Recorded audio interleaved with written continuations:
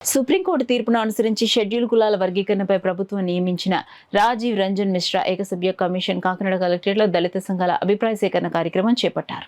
Rajiv Ranjan Mishra one man commission అభిప్రాయ సేకరణ స్వాగతిస్తూ మాదిగ ఉపకులాల ర్యాలీగా కలెక్టరేట్కు చేరుకున్నారు. ఈ సందర్భంగా ఎంఆర్పీఎస్ ఎంఎస్పీ ఉత్తర కోస్తాంధ్ర జిల్లాల ఇన్ఛార్జ్ ముమ్మిడివరపు చిన్న సుబ్బారావు, రాష్ట్ర రెల్లి మేధావుల సంఘం అధ్యక్షులు బండి ఆది సురేంద్రలు మాట్లాడుతూ 75 సంవత్సరాల పోరాట ఫలితమే వన్ మ్యాన్ కమిషన్ ఏర్పాటు చేయడం జరిగిందన్నారు. ఎస్సీ వర్గీకరణ లక్ష్యంగా వన్ మ్యాన్ కమిషన్ ఏర్పాటు చేసిన ముఖ్యమంత్రి చంద్రబాబు నాయుడికి ప్రత్యేక కృతజ్ఞతలు తెలిపారు. మాదిగ ఉపకులాలు న్యాయబద్ధంగా జనాభా తమాషా ప్రకారం రావాల్సిన తమ వాటా రిజర్వేషన్లు మాత్రమే తాము అడుగుతున్నామని, ఎవరి రిజర్వేషన్లు తమకు అవసరం లేదన్నారు. ఎస్సీ వర్గీకరణ జరిగితేనే మాదిగ ఉపకులాలకు అన్ని రంగాల్లో న్యాయం జరుగుతుందని పేర్కొన్నారు. ఈ కార్యక్రమంలో మాదిగ ఉపకులాల నాయకులు తదితరులు పాల్గొన్నారు.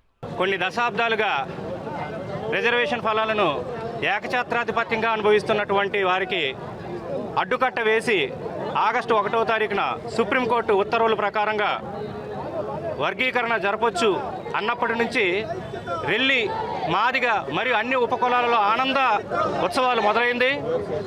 మరి కంటి తుడుపు చర్యగా కాకుండా తెలంగాణ పక్కన ఉన్నటువంటి తెలంగాణ రాష్ట్రంలో ఏ విధంగా ఎంత జోరుగా వర్గీకరణ ప్రక్రియ జరుగుతుందో అదేవిధంగా రాష్ట్రంలో ఉన్నటువంటి రిజర్వేషన్ ఫలాలు అందరికీ సమానంగా అందేలాగా ప్రభుత్వం తగ చర్యలు తీసుకుంటూ వెంటనే త్వరతరిగిన మూసలం కాకుండా వెంటనే వర్గీకరణ జరిపి రెల్లీలకి మరియు రెల్లి ఉపకులాలకి, మాదిగలకి, మిగతా ఎస్సీలో ఉన్నటువంటి అన్ని వర్గాల వారికి న్యాయం చేకూరుస్తారని పత్రికాముఖంగా తెలియజేస్తున్నాను.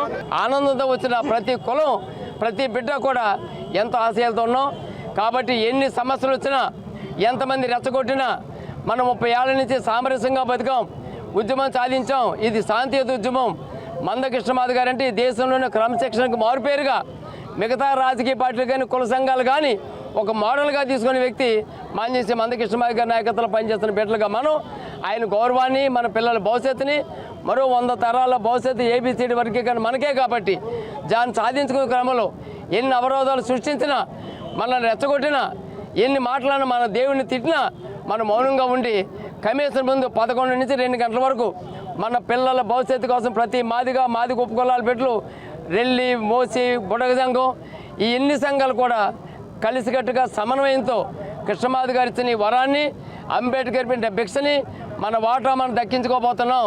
దక్కించుకునే క్రమంలో జరిగే తుఫానే. ఈ తుఫాను జరిగేటప్పుడు మనం తలలు వంచి మౌనంగా మన నిరసన తెప్పి ఏకసభ్య కమిషన్ ముందు మనకి ఇవ్వాల్సిన పిలుపుని ఆయనకి మన వాదన క్లియర్గా విద్య, ఉద్యోగ, రాజకీయ సంక్షేమాలలో మనకు జరుగుతున్న అన్యాయాన్ని వివరిద్దాం.